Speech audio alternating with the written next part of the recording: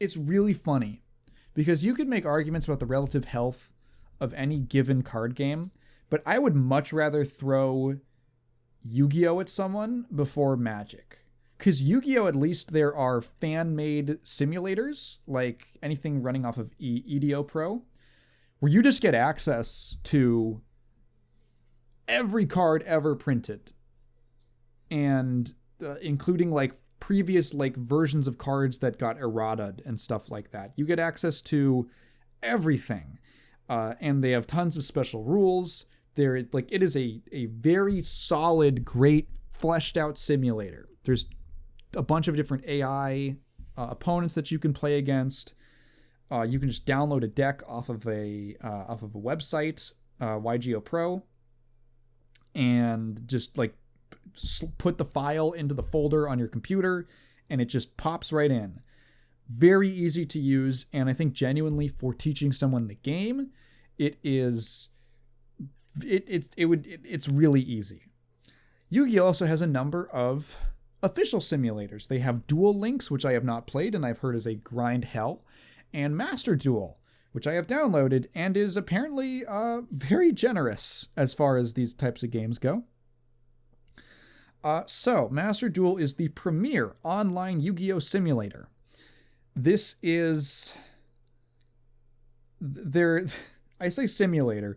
Master Duel is sort of its own beast for some key reasons. So when it launched, look, Yu-Gi-Oh's got a lot of cards. When Master Duel launched, it did not have every single card ever released up to that point. It had a select few, which for the purposes of the gacha system is mostly fine, you know? Like, it's mostly fine, but it has these knock-on effects on the metagame because when you have just different cards in the game, when some cards just don't exist and others do, it requires a different ban list.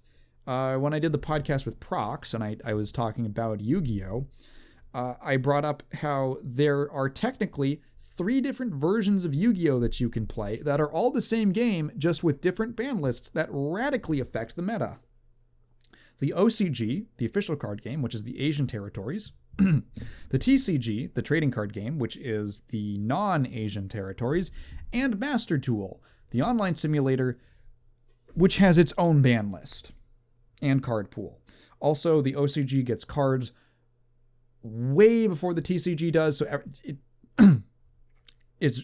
I think it's dumb.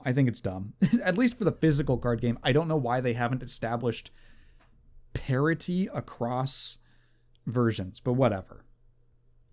Anyway, so you can play like a deck in Master Duel that is literally just illegal if you go to a local game store in your area. Like, it's very goofy, whatever. Anyway, how does Master Duel fare? There's a number of ways that you can evaluate it. Number one is, how good is it as a Yu-Gi-Oh simulator? The answer to that is, thankfully, very good. Master Duel is a flashy, sleek client. It has a actually very good interface. It has a lot of robust options for little things that you would want. You know, it's not as much as, honestly, the fan-made simulators, but there is just things like being able to toggle on and off, being asked if you want to play like a quick play or something like that. So just, there's little things. It could definitely benefit from the Steam client, the Steam version of the client, having more like keyboard commands, or being able, because you have to interface with it almost exclusively with the mouse, which can be a little bit cumbersome. And maybe a few more shortcuts for not having to like double confirm every single move that you do. Little cumbersome. But for the most part, it's a very competent simulator. It has lots of very flashy animations. There are many cards have cut-ins when you play them, like blah, big splash thing with like a live 2D animated bit. You can toggle those to not even happen. It's a very well-rounded, good-looking simulator that plays pretty well. Visually, also, I think it's a pretty looking game. The boards are nice. There are tons of custom boards, which are cool.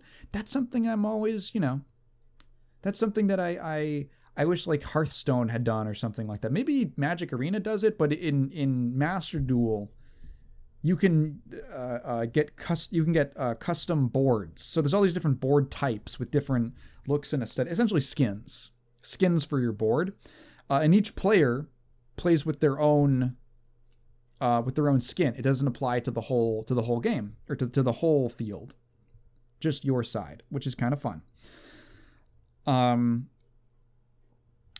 So I think in a lot of objective ways, it's a very well put together game that is separate from, because it's based on an existing game. You kind of do have to evaluate it separate from the game of Yu-Gi-Oh, which you can have wildly different opinions on. But I think anyone would agree, Master Duel as a game itself is pretty good as an adaptation of a physical card game. It's also worth talking about the, I want to say gacha elements, but technically gachas were just a copy of what card games already did. They show you the rates for all of the cards. They show you all of the cards that are available in packs. It's got an interesting, kind of funky system. Essentially, when you start out, you only have access to pull from packs of... So the packs you can pull from are limited to essentially the pool of all cards.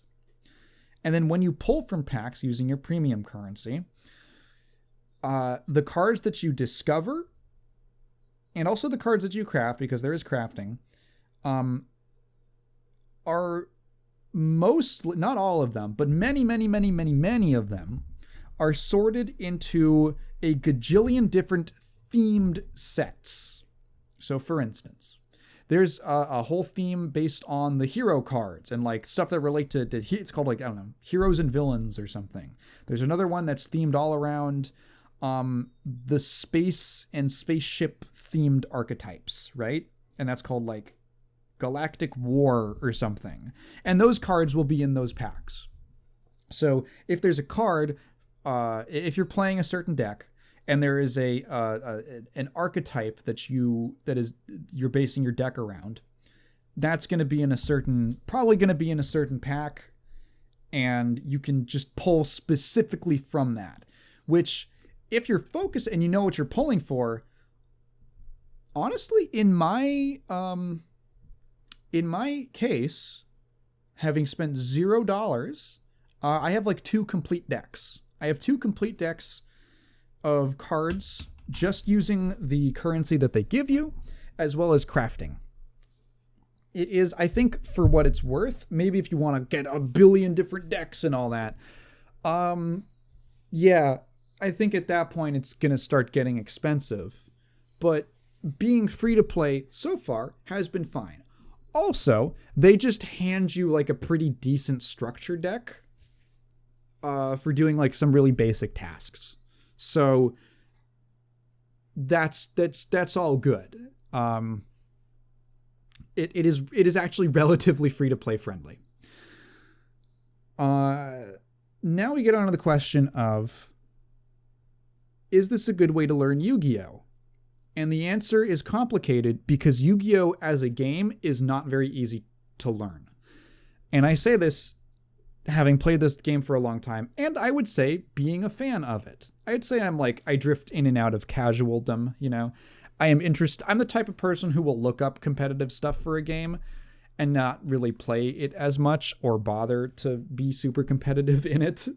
I'm in like a halfway competitive casual zone for a lot of games I play, in part because I play a lot of different games and I just can't dedicate that much time to keeping up with everything. So Yu-Gi-Oh is a weird game because okay, let me explain this. So the tutorials don't do an amazing job of actually teaching you how the game... They teach you the basics of Yu-Gi-Oh! And this is kind of a little counterintuitive, but if you teach someone the basics of Yu-Gi-Oh!, it doesn't really help them that much because Yu-Gi-Oh! Is not played via the basics. There is no real... In the modern era, unless you want to go back and play some kind of legacy format like GOATS or Edison, which I would recommend, which I wish got more official support. If you're playing modern, quote-unquote, advanced format Yu-Gi-Oh!, there isn't really much of a basic bread and butter, honest Yu-Gi-Oh! Play. The same way that, like, yeah, Magic the Gathering has its fair share of crazy combos and gimmick decks that take over and all that. But most of the time, most of the meta, you're going to be playing with a lot of like, play a land, tap my lands for mana, put down a creature, pass turn, play a sorcery, cast an artifact, play a creature, pass, and I'm gonna attack your creature. I win. Creature goes to the graveyard. Pass to you. Like, that's the basic form of Magic. I'm gonna explain how Yu-Gi-Oh! Is different. So when you teach someone the basics of Yu-Gi-Oh!, they can't really start playing the game because pretty much every deck fucks with the rules in some kind of way. I would say at least 2 out of 3 archetypes that you'll find fuck with the rules in that way. This is another thing. Yu-Gi-Oh! Is very archetype based. So rather than Magic, I'm using these as comparisons because they are the biggest card games. Pokemon is a bit of a weird comparison just because the way Pokemon is played, it's like 1-versus-1 Pokemon combat. They're different. Magic has more of what you'd call a sandbox style approach to designing cards. Cards typically exist kind of on their own. They might have synergies with other types of cards. That's obviously a thing. But generally, like, you'll pick up a card and it will do what it says, and you can theoretically put it in. Cards are fairly generic, and they're differentiated by the colors that they belong to, which kind of direct you. The different colors have different kind of play styles and identities. Maybe the colors will do the same things, but in different ways depending on what they play. Black will pay life to do something. Red will, burn cards from the top of your deck straight to the graveyard to do the same thing, right? These are different ideas. When you look at Yu-Gi-Oh!, it's more like it doesn't have like these hard like colors to separate things, but cards are designed in archetypes. They're all designed in like, there's the cellar archetype, and you can get cellar Taigen. And you play Taigen, and Taigen, when you summon me, allows you to search for a different cellar card from your deck. And then that cellar card, if you have another cellar card on the field, you can special summon it from your hand without having to because you only get one normal summon per turn and all that. Cards have these synergies that are built in with other cards in the same archetype. So things are a little bit more... It's I'm going to say it. I'm going to go there. It's a bit like a fighting game in that different archetypes almost kind of play like characters from... how there's this kind of adage among Guilty Gear players that every character in Guilty Gear breaks the rules in a different way. And every character plays in a very different way. That is basically how Yu-Gi-Oh! Works, but what if there was like 10 billion characters? And you could swap out the little intricacies of them? Because, you can switch out other cards and things like that. And it makes the game a little bit daunting, because here's an example. So Master Duel has quite a bit of single-player content, which is neat, and I've actually been enjoying going through it, because essentially the way they split it up is they have these... I don't know what you'd call it. Episodes? We'll call them episodes. And the episodes all focus on different deck archetypes. once you clear through like the initial tutorial stuff. They all focus on deck archetypes. And you have like an intro, and it's fun because it's like they work in the lore, because Yu-Gi-Oh has no central universe that all the cards exist in. The archetypes tend to like exist on their own storylines or represent their own things. Some archetypes will have storyline crossover with others. It's fun. It's like a pretty fun thing, and it allows them to have like crazy variety in what types of art styles or themes that they can go for. I love just the sheer variety in Yu-Gi-Oh archetypes. I do really love that about the game. So they, you get a little thing about the lore of these cards, and then you play like a very basic practice game that's just based around, here is kind of the main mechanic. So, okay, for instance, you play like a practice game, and then there's like a real duel that you have to win. And then when you finish that, you get another little lore thing about them, and you are given like a bunch of cards and like many times like a structure deck. So they give you like quite a few cards just for playing solo. So I'm going through them, and I'm playing the Demise episode. So Demise decks are based around ritual summoning. So ritual summoning is a mechanic where there are these ritual monsters, and they can only be played from your hand if you play a ritual spell. And the spells are like specific to each monster, or sometimes they will have, groups of monsters within an archetype. So the Demise cards can be summoned with this one ritual spell called End of the World. And then usually you have to sacrifice stuff on the field or from your hand that equals the level of the monster you're trying to ritual summon. You're making sacrifices to summon the monster out by playing a ritual. It's like a fun, kind of cool, very flavorful mechanic. Historically, was very weak because ritual monsters go in the main deck, and that means that you have to draw into them, and you need to, so if you draw one without the spell or the spell without the monster, they're kind of just dead cards, which is really bad in Yu-Gi-Oh! Because Yu-Gi-Oh! Has no real inherent, the inherent costs are things like you only get one normal summon per turn. That's kind of it. And it's a meaningful cost that the game is designed around, but it is, the game is essentially, that's the thing. The whole game is designed around subverting mechanics like that and doing what are called like special summons, where you can special summon as many times as you want. So you play the Demise deck, and the Demise deck is relatively straightforward. It's a pretty straightforward ritual deck. And then the next one, you unlock a couple more episodes from finishing that. And the next thing that I went to was the Megalith episode. Megaliths are another ritual archetype. The gimmick with megaliths is that they don't have a dedicated ritual spell. Instead, you can discard any of the megalith monsters from your hand to to use them as a ritual spell, with the same requirements of like, you have to also then sacrifice stuff that equals the level of the thing you're trying to summon, blah, blah, blah. And then when the megalith rituals are properly ritual summoned, they usually have like effects when they hit the field, like you can destroy a monster, you can just destroy a spell or trap, you can add something from your deck to your hand, something like that. You can revive something from the graveyard. So you know these combos.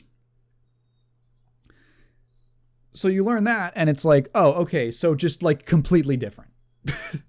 So just like the mechanic is just completely subverted. I am taught in one episode, I need a ritual and a ritual monster, a ritual spell and a ritual monster. And then I have to do this to get the monster out after I cast the spell. And then you play the next one, it's like, it's another ritual archetype. Oh, that mechanic does not matter. They completely subvert the mechanic and use it in a weird way. Now here's the thing. You can find that cool. Like, I'm sure that I'm not super into the Megalith deck specifically, but you can find that to be a cool way of playing the cards, right? A cool way of interacting with that mechanic.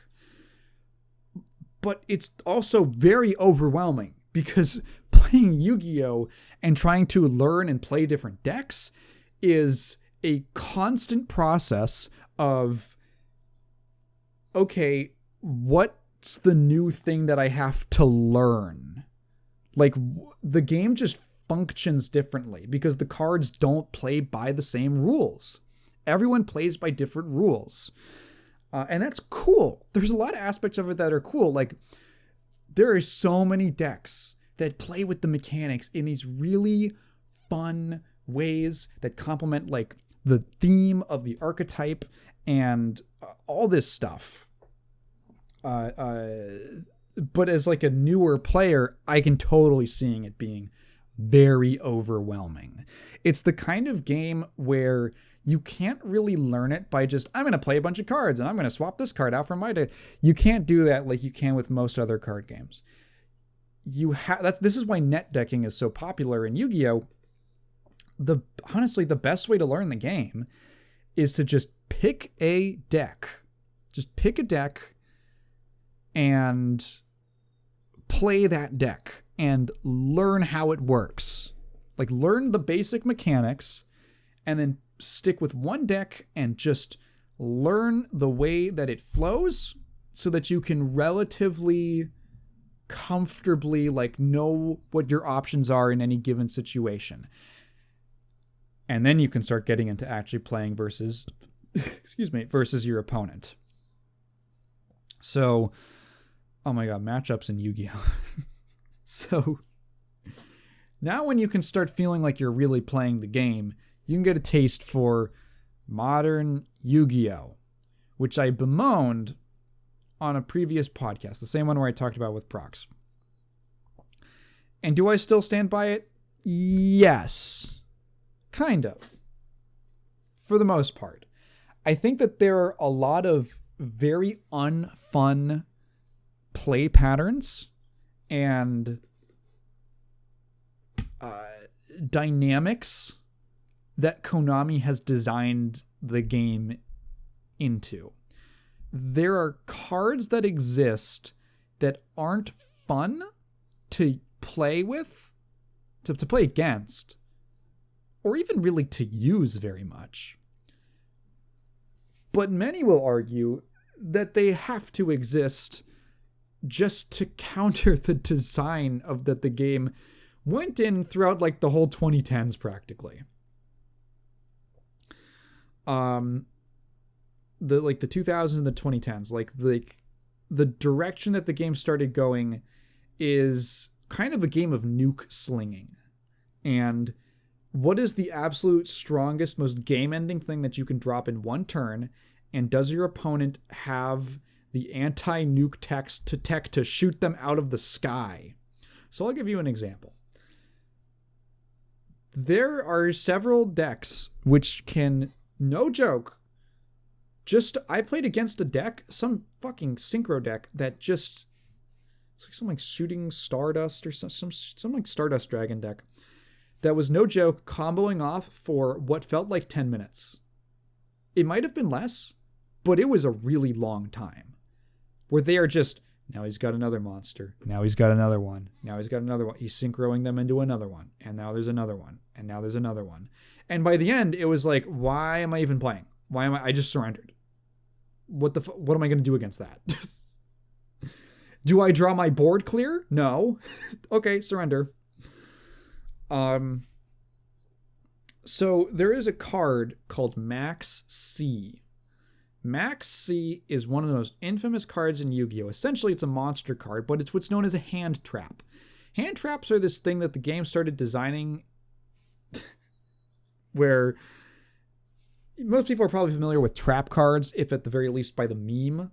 But the whole idea with a trap card was it was a card that you set face down on the field, and then after you pass the turn to your opponent, you can activate it in response to something that they do.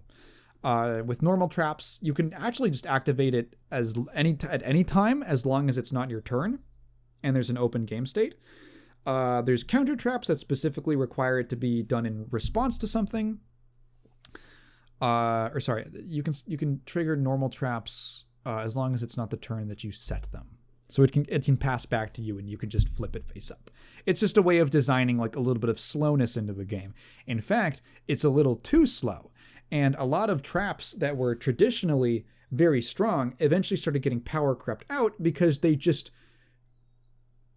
2 turns is just too long to wait for how quickly you can fill an absolutely unstoppable board. So they started designing these hand traps, which are, it's a sort of colloquial name that's given to cards which can be discarded straight from the hand and which have trap-like effects. Max C is one such, and again, probably the most infamous, besides like Ash Blossom. Max C's effect is that you can discard it in response to something that your opponent does, and for the rest of the turn, every time they special summon, you draw a card.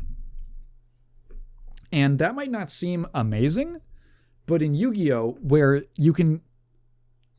it is pretty feasible to dump your entire hand in one turn to make an unstoppable board, just feeding people more and more and more cards by special summoning over and over and over again is potentially turn ending.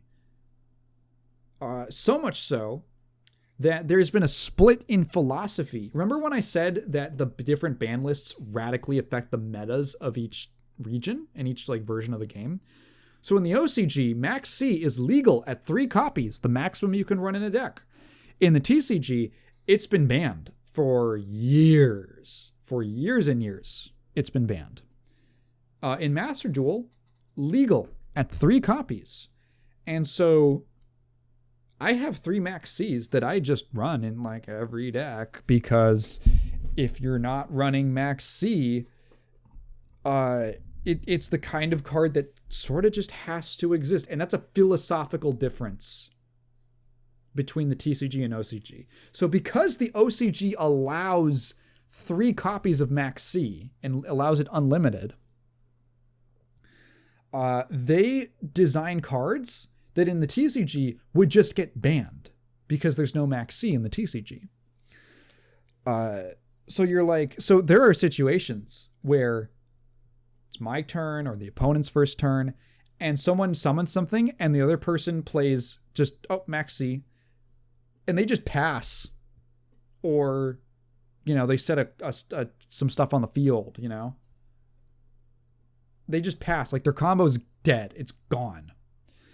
And now you're like, well, what do you do about that? Well, the answer is that you run the counters to Max C, like Called by the Grave, a quick play spell, which can target a monster in your opponent's graveyard, negate its effects, and then banish it. And then its effects are negated for the rest of the turn. So when I talk about this guy who was just synchro summoning off for 15 minutes, that's how that game started. He special summoned his first card. I play Max C. He called by the Graves my Max C in my graveyard, banishes it, negates its effect. I just lose the game. It's Jover. And what's unfortunate is that when you have a fun game, it is very fun and interactive, and you feel like you're outsmarting your opponent, and you're paying really close attention. It's cool that Yu-Gi-Oh! Is a game that demands a lot of your attention from it. I think that's cool. It's hard. It's a hard game to just play like in the background, because you have to be keeping track of a lot of things. Cards have a lot of text. They have a lot of mechanics on them, which again is intimidating. But I mean, honestly, what I do is I just kind of like let them do stuff unless I have some kind of point of interaction, like a quick play or some kind of interrupt. And then I just kind of like, once they're done and it passes back to me, I just kind of like read what they have on the board. Because like half the cards they're playing are not worth learning about because they're just combo pieces to get to other cards, and they're going to be off the field in a second. That's how I play the game for my sanity. There are these games where it just kind of, the experience kind of sort of suck. And that's something that you just have to be willing to put up with, because at its most fun, the game is really fun. And it is like, I made a Guilty Gear comparison earlier. You could say Marvel versus Capcom speed and intensity, where you are just like how do I just fuck you up and kill you in one touch? How many, oh my god, the number of just, oh, I didn't know that deck existed. Oh, it just has an OTK. Now, mind you, some of this could be due to the fact that I am not playing the most meta deck in the world. I play Cosmo. I love Cosmo. Remember when I said how much I adore the variety that you get in the different themed archetypes? Cosmo is a Star Wars Wizard of Oz parody crossover with all just references. It's no, the Yu-Gi-Oh's never really done. They don't do that shit Magic does, where it's like play Fortnite Jonesy for 5 mana. They aren't like, here's Magic does like actual like things from, they do actual crossover cards. Yu-Gi-Oh just does like parodies and stuff. So Cosmos are like, you're like, what the hell? The Wizard of Oz and Star Wars? What are you talking about? And then you start to look at the cards, and it's like Cosmo Farm Girl, who is Dorothy and Luke Skywalker, because they're both farm hands who get whisked away on big adventures. And then Cosmo Tin Can, who is the Tin Man and R2-D2. And then Cosmo Straw Man, who is the Scarecrow and C-3PO. And Cosmo Scaredy Lion, or Scared Lion, something like that, which is the Cowardly Lion and Chewbacca. And then there's the Wicked Witch, who is the Wicked Witch of the West, plus Darth Vader. And then there's the Cosmo Slip Rider, which is an X-Wing, and the Ruby Slippers, because it takes her between worlds. And you're like, why does this... Hang on. Why is he kind of spitting? And like, that's the stuff I love. And are they like in the modern day, are they a super good deck? Not really. No, they have consistency problems. Their best combo starter, Farm Girl, is a brick on turn 1. They require a lot of generic support to make it past like the incredibly powerful effects of a lot of other decks. But they do have a couple very good cards. And they have this cool idea. Essentially, the whole deal with Cosmos, so their specific gimmick is that they have 2 types of cards, of monster cards. The pilots and the ships. So the pilots are all the humanoid characters. The ships are all machines. And the idea is that each Cosmo can be banished from the field to special summon a Cosmo monster of a higher level from your hand. So the idea is literally that you're playing the pilot and then banishing them to play the ship that they're put in. And then they have all these banish pile interactions and stuff like that. Yada. And they have like some pretty decent combo potential, and they're cool and they're fun. And when I get to pull it off, like it's definitely a non-meta, fun, goofy strategy. But sometimes you get to pull some stuff off, and it's not the least viable thing in the world, and it's really fun. It's fun when I get to play the game. The second one I have is a Danger Dark World deck, which is also pretty neat. I talked earlier, I think, again on that podcast, I talked about the Danger archetype, which is one of my favorites. Again, it's the whole one that's based around cryptids, and they have this mechanic, to reiterate for anyone who forgot, because it's been a while. The deal with the dangers is that every single card is like Danger, Bigfoot, Danger, Nessie, Danger, Mothman. And the idea is you reveal them. They all have a share in effect where you reveal them to your opponent, you put them back in your hand, and then your opponent has to randomly choose a card for you to discard from your hand. If they did not choose the one that you revealed, then you get to special summon it from the hand for free. And then discard the whatever they picked. So the idea is literally you reveal the cryptid. There's a cryptid site. There's a Mothman sighting. And then the opponent has to try to find Mothman in your hand. And then when they fail, you literally give them a Mothman jump scare from your hand. It's so much fun. It's such a fun idea. And then every single one of them has an additional effect when they get discarded, in case that happens. So the downside. So the way that dangers are usually played, they're rarely played as like a pure archetype, just because even though they do have effects when they're discarded, they just have like consistency issues. So they tend to be combined with these sort of like hybrid decks with other archetypes that have some good graveyard effects or effects that trigger when they're discarded, because no matter what, something's happening when you're discarding. So it's essentially the idea is that you are combining these two archetypes to make something that that kind of covers up for the weaknesses, gives some enablers to the discard heavy ones, and gives you less downside in case you're for your plays. Essentially, you're minimizing the downsides. So there's like a Dark Worlds, which are a discard heavy archetype that are pretty cool, and I play them with dangers, and those are like slightly more meta, you know. I'm not always terribly interested in playing the top tier stuff, because at the moment that shit looks complicated. Specifically Tear Laments and Snake Eyes. Why was it? I was thinking Red Eyes. Red Eyes is a different thing. Very different thing. I don't know. And it's also just kind of like stuff that interests me. I do feel pretty free to play what I want, and the amount of variety offered in the card pool definitely complements that.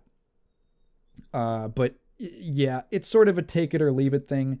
You draw your own line with how much are you willing to put up with in terms of how the game is played, where I think at its worst, Yu-Gi-Oh! Is a game where if you can't, quote unquote, draw the out, you just lose. If you can't draw the specific counter, you just kind of lose the game on turn one. That's like the least fun form of the game. But I think at its best, it's something where you get to play this crazy high-speed combo game that has a ton of interaction, and you actually, like, I feel really good when I have, like, okay, so my Cosmo deck, I stole it because I am not at all, I'm like, I would rather just play something that's good and not have to, so that I can still play the cards that I like, but also have, like, some real shit going on. So it's like a combined Cosmo. It's mainly, it is a Cosmo deck, but it has a bit of a Dark Hero? Fuck, is that what it's called? It's like a little Dark Hero Phoenix engine, which is essentially like a very small combo that is accessible off of the small number of cards that I run for. It's like you have to run 4 extra cards for it. And it basically just gives you access to a pretty consistent, useful extra deck monster that can destroy stuff, and it revives itself if it's destroyed, and it's like a hybrid of that. So I'm in these situations where I get like a pretty good opening hand, and I get access to my fusion spell for my Dark Hero extra deck guy, and I have like some Cosmos, and I'm like, ooh, okay. So I'm gonna start out with my Dark Hero, and I'm going to try to bait them into negating that, so that I can play my Cosmos, which are my bigger combo piece. And then I do, and I feel so smart because they don't know. I'm like, ha, I outsmarted you kinda with the limited information that you have. And stuff like that is fun. It was very fun when someone took control of one of my monsters and tried to use its effect to destroy another one of my Cosmos. And the thing with all the Cosmos ships is that they can't be targeted. And they were like, oh, well, I still have to destroy something, and the only legally destroyable card on the field is the monster I just took from you. Oops. That was funny. Just I don't know. It's at its best. It is a very fun, unique game, and I think it's kind of interesting that I haven't seen that much. Most games they tend to follow in the footsteps of a Magic or something like that. But few are brave enough to go into the depths that Yu-Gi-Oh has gone to. So would I recommend Master Duel? Yeah, I think at least to dip your toe into it. Be open to net decking. Okay, the structure decks they give you, a lot of them are really bad. I played like the Monarch structure deck because I was like, Monarchs are cool and they're also like a pretty easy deck to play. And then I went in and I bricked just 3 games in a row. Like my opening hands were completely unplayable and I basically lost the game from there. Just like, yes, they do give you a lot of cards. I would not say that. I haven't played with all the structure decks they hand you. Apparently the Sword Soul one is pretty good. But not all of the structure decks are like complete good decks that you can take online, even to like rookie level. Like bottom tier rookie level in ranked. That's like their bottom rank. Yeah, not even. So yeah, be open to net decking a little and just kind of play one deck and sort of try to learn the game from there. And hopefully have some fun. Look, there's like a big list of all the archetypes. Just find one that you think looks kind of neat and maybe it's good or not.